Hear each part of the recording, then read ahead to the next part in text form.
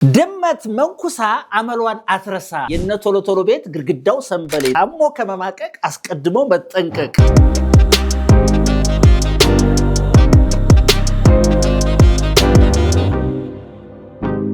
ባንደ ሀገር ውስጥ ለቋንቋ ውበት በጣም ወሳኝ የሆኑ ፈሊጣዊ ንግግሮችና ምሳሌያዊ ንግግሮች ናቸው። የተገባ ነው አይደል? ስለዚህ እነዚህ ነገሮች እስቲ በተቀራረበ ነገር ሞክራለን ማለት ድመት መንኩሳ አመሏን አትረሳ መጀመሪያ የአማርኛውን ትርጉም መረዳት ያስፈልጋል።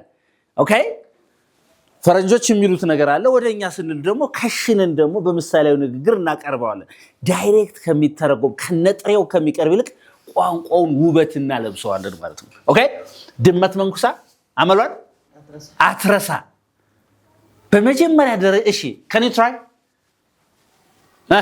even if a cat becomes a nun even if a cat becomes a nun ነን ምንድነው መነኩሴ ሴት መነኩሴ even if a cat becomes a nun never leaves her habits her old it never leaves her old habits ይሄማ ቀጥታ እኮ ነው በትሪ ነው ያቀረብሽው እኮ አሁን መነኩሴ የሚለው አሁን እኮ እዚህ ድመት መነኩሳለች እንዴ ይላል አንቺ ሶፊ ይላል ድመት መንኩሳ አመሏን አትረሳ የተባለው ለድመት ነው ወይስ ለሰው ልጅ ነው ይሄ ንግግሩ ፈረንጆች እንደዚህ ይላሉ old habits die hard ይላሉ old habits old what habits not hearts old habits die hard ይላሉ ቀጥታ ስትተረጉሙት ምንድነው የቆዩ ልማዶች ለመወገድ አስቸጋሪ እንደሆኑ ለመተው አስቸጋሪ እንደሆኑ ነው አይደለም እንዴ የተገባን ነው አይደል እስከዛ ድረስ አብረው እንደሚዘልቁ ለምሳሌ አንቺ አሁን ለምሳሌ ስኳር የመስረቅ አመልክ አለብሽ ምለሽ ተገዝተሽ ትተሹ በኋላ ደግሞ እንደዛ ተሰርቂ ብታይ እኔ መልልሽ ይችላል ከልጅነት ማቅሽ ከሆነ old habits die hard ድመት መንኩሳ አመሏን አትረሳ ነው አሁን ይሄንን ዳይሬክት ብንተረጉመው አሮጌ ልማዶች በቀላሉ አይወገዱም አይፋቱም በየብተረጉመውና ድመት መንኩሳ አመሏን አትረሳ ብለው በኢትዮጵያ ሲከሽን በእኛ ሀገር አማርኛ የትኛው ነው ለቋንቋው ውበት የሚሰጠው ድመት መንኩሳ አመሏን አትረሳ እንደዚህ አይነት ነገሮችን ለመተርጎም በነገራችን ላይ ያንድን ሀገር ባህልና ወግ ማወቅ ይጠይቃል ማለት ነው ያለበዛ አይቻልም ይያልኳችሁ ነው የተግባባ ነው አይደል ድመት መንኩሳ አመሏን old habits die hard እከሌኮ እንደዚህ ሆነ እንደዚህ oh I know old habits die hard okay ተግባብተናል okay የነ ቶሎ ቶሎ ቤት ግድግዳው ሰንበሌጥ የነ ቶሎ ቶሎ ቤት ግድግዳው ሰንበሌጥ ከምን ጋር የተያያዘ ነው ይሄ መጀመሪያ አማርኛ እንትኑ ኢኩዊቫለንት የሆነ እንግሊዘኛ ለመፈለግ ከምን ጋር የተያያዘ ነው ይሄ ከፍጥነትና አንድ ነገር ለበስ አድርገን በፍጥነት የሆነ ያደረግነው ነገር እንደማይጠቅም እንደማይረባ ወይም ብክነት እንደሆነ ምናምን አይነት ነገር ነው አይደል ስለዚህ the faster you build በፍጥነት በገነባው ቁጥር ቤቱ ደካማ ይሆናል በፍጥነት በገነባው ቁጥር ቤቱ ደካማ ይሆናል አሁን ይሄ ኦኬ በተሻለ ይሄ ፕሮቨርብ ነው ያልኩት እንጂ ኮምፓራቲቭ ዲግሪ የሆነ ነገር ስሪልኝ እኮ አላልኩ እኮ ፕሮቨርብ ነው ያልኩት we are talking about ምሳሌ አባባሎች ንግግሮች ነው እናወራ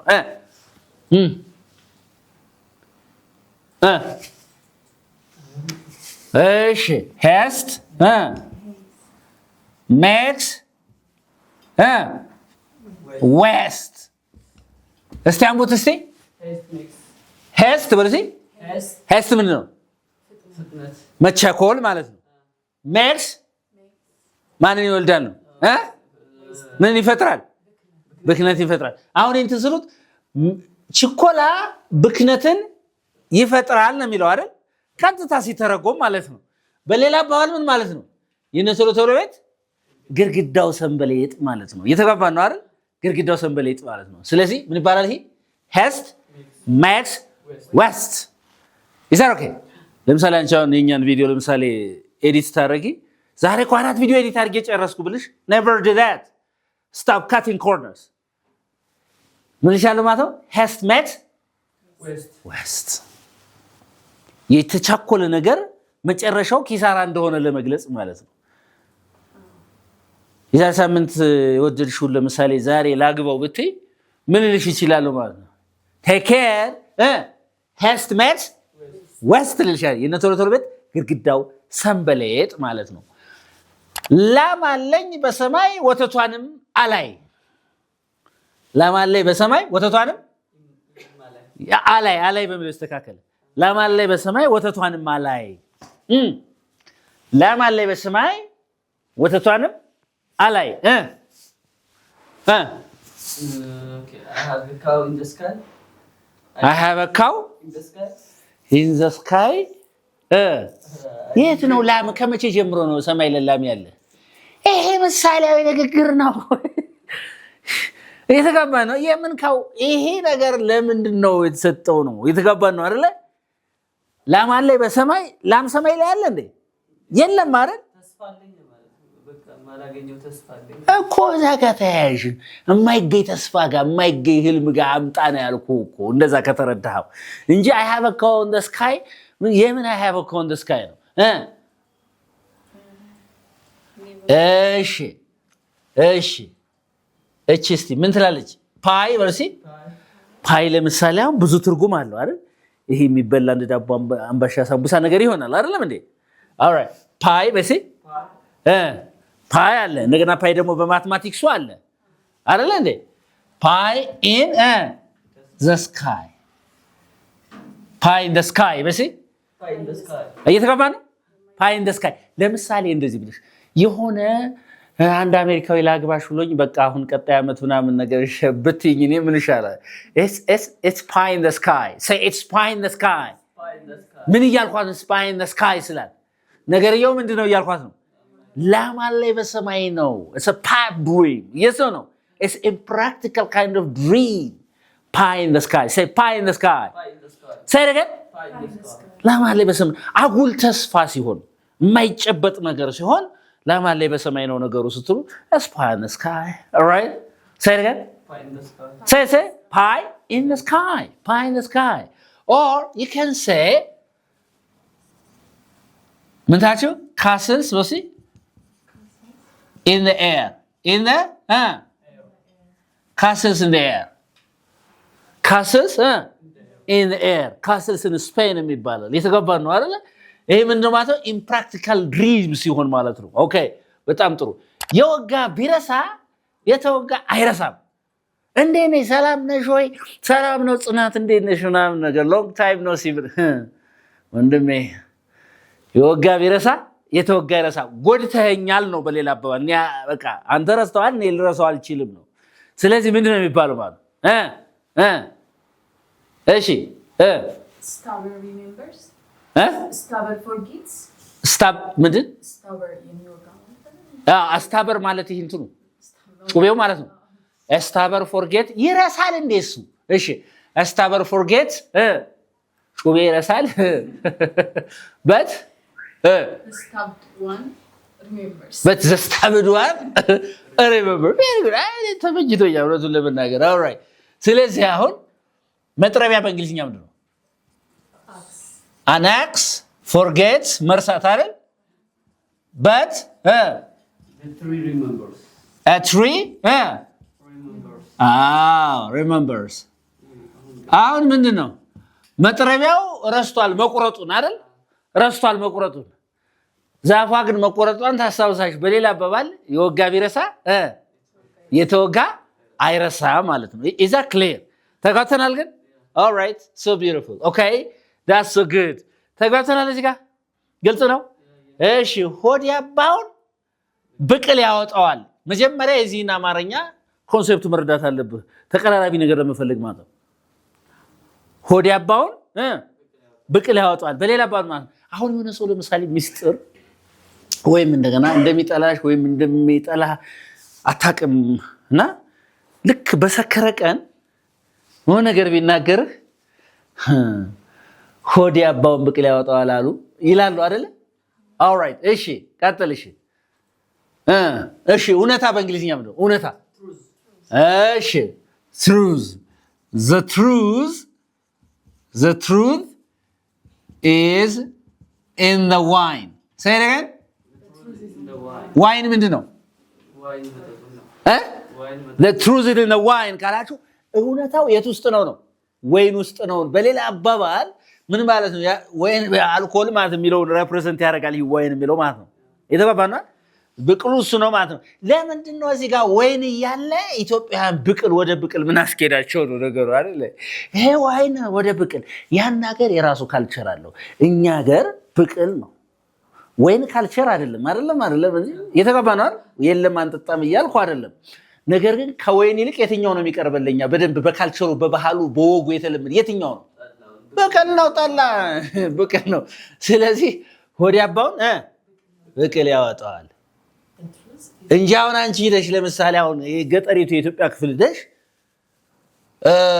ሆዲያባውን ወይኑ ያወጣዋል ብትይ ምንድነው እቺ የምትለው ነው የሚለው ገብቶሻል አይደል እየተገባ ነው የማይነገርበት ቦታ ላይ ነው ማለት ነው ያ ነገር ስለ ብቅል ነው ያለን እንትን is that okay ተጓተናል all right interesting that's so beautiful ላለፈ ክረምት ቤት አይሰራም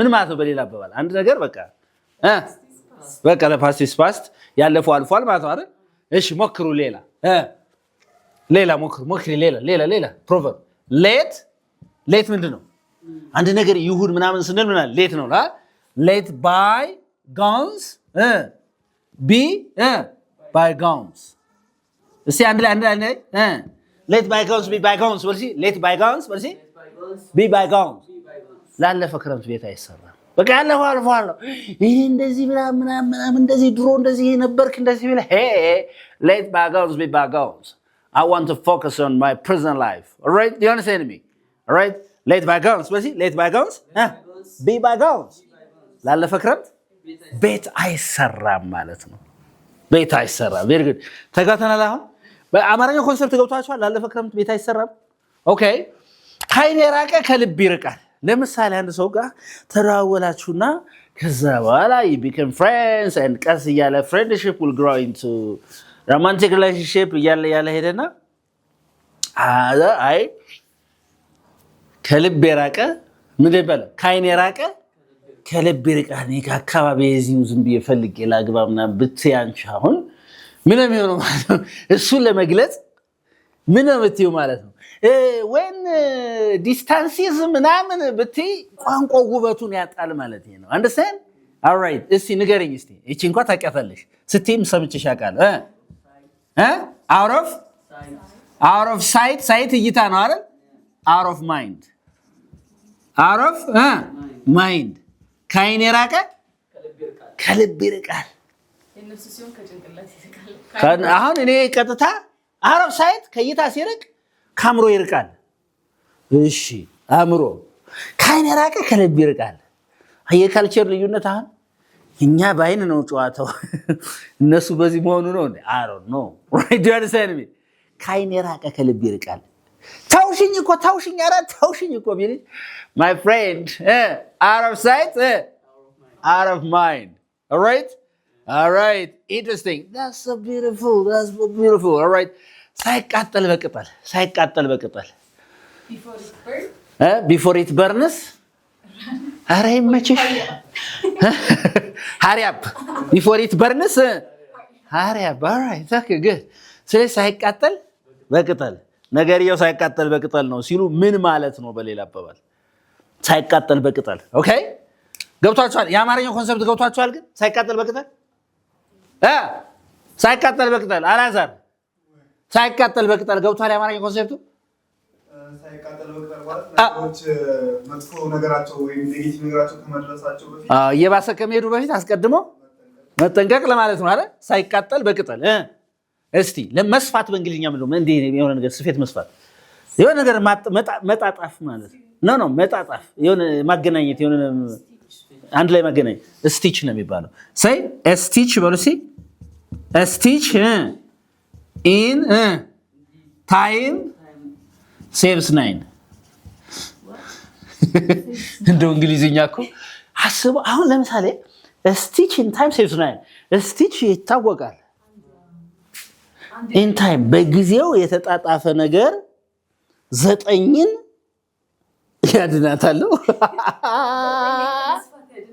9 ጊዜ ከመስዋዕት ያለ alright okay interesting a stitch in time saves 9 ሳቃጠሉ በቅጠል ማለት a stitch in time saves 9 ደረባ ነው saves 9 a stitch in time saves 9 አንተ አሁን አላዛር ለምሳሌ አሁን ትንሽ ፊት የሆነ ነገር ቢያደርግ ዛሬ ምን ትላለህ ማለት ነው man I have to be far from this man a stitch in time saves 9 በኋላ የሚመጣው ነገር exactly all right እሺ ሳይቃጠሉ በቅጠል ምንድነው a stitch in time saves 9 ታሞ ከመማቀቅ አስቀድሞ መጠንቀቅ እቺን ተጽፋ በየቦታው ነው የምናገኛት ታሞ ከመማቀቅ አስቀድሞ መጠንቀቅ እሺ መጀመሪያ ምንድነው እንትን መከላከል ምንድነው prevention አይደል prevention is better than እሺ መዳን ምንድነው cure prevention is better than cure ማለት ለምሳሌ አሁን ታሞ ከመማቀቅ አስቀድሞ መጠንቀቅ መጀመሪያ መከላከል ላይ መሰረት ያደረገ እንትን ማለት ነው የተጓባ ነው prevention is better than cure እጅሽን ታጠቢና አረ ችግር የለም sister prevention is better than cure የተጓባ ነው አይደል okay prevention is better than cure okay in the medical world ይሄ ማለት እንደ ስሎጋን ምናምን መጠቀምበት እንደ መፈክር እንትን ነው ማለት ነው okay አልጠግባይ ሲተፋ ያድራል አልጠግባይ ሲተፋ ያድራል አባባሉ ገብቷቸዋል ስግብግብነትን የሚገልጽ ነው እሺ መያዝ ምንድነው በእንግሊዝኛ grasp ወይስ on grasp ምንድነው መያዝ ነው አይደለ እሺ አንድ ሁሉን ነገር አንዴ ሲይዝ አዛስ ማጣትስ lose all እስቲ በሲ grasp for lose all በሲ lose all አሁን ለምሳሌ አንድ ሰው በኮንትሮባንድ ነገደና 5 ሚሊዮን አገኘ ቀጣይ የሆነ ነገር አገኘ ቀጣይ በሙሉ ብሩ ሄዶ አመጣበትና ሁሉን አጣ አይደለ ያኔ አንተ ምን ትላለህ ስለዚህ ሰው ተረት ብሰማ ወይ ወሬ ብሰማ yeah grasp for lose all right this is the problem ትላለህ ማለት is that okay ግልጽ ነው ወይ all right interesting የመጨረሻ ምንድነው ከአንድ ብርቱ ሁለት መድኃኒቱ ከአንድ ብርቱ እንደዚህ ብላችኋል መድኃኒት በእንግሊዝኛ ምንድን ነበረ ብርቱ በእንግሊዝ እንደዚህ አይደለም ፕሮቨርብ የሚተረጉም ማለት ከአንድ ብርቱ ሁለት መድኃኒት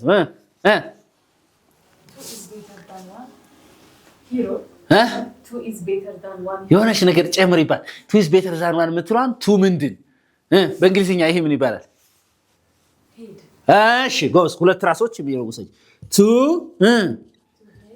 two heads are better than one two heads are better than one ምን ማለት ነው ከአንድ ብርቱ ሁለት መድኃኒት ዝም ቀጥታ ሲተረጎም ሁለት ራሶች ከአንድ የተሻሉ ናቸው ነው አይደል ሁለት ያንቻ ለምሳሌ አብረን ስራ እንስራ እኔ ብቻ እሰራለሁ ብልሽ ማሪ two heads are better than one ብትይኝ ምን እያልሽ ነው ማለት ነው የሁለታችን አሳሰብ ይሄ ሲጨመር የተሻለ ያደርገዋል እያልሽ ነው ማለት የተግባባን ነው ግልጽ ነው ግን በሌላ አባባል እኛ ግን ቢዩቲፉል የሆነ ካልቸር አለን ቆንጆ የሆነ ባህል ስላለን ምን እላታለን ማለት ነው ከአንድ ብርቱ ሁለት መድኃኒት ውበት አለው ሁለት ስትሆኑ ይሻላል ብቻህን ከምትሰራ ከአንድ ሰው ሁለት ሰው ይሻላል ከማለት ውበት ለመጨመር ስትፈልጉ ቋንቋውን ፍላወሪ ስታደርጉት ምን ትላላችሁ ማለት ነው ከአንድ ብርቱ ሁለት መድኃኒቱ ይባላል ማለት is it clear this is unique English where you can learn English uniquely anybody who is interested in learning online or face-to-face classes give us a call we can teach you English well bye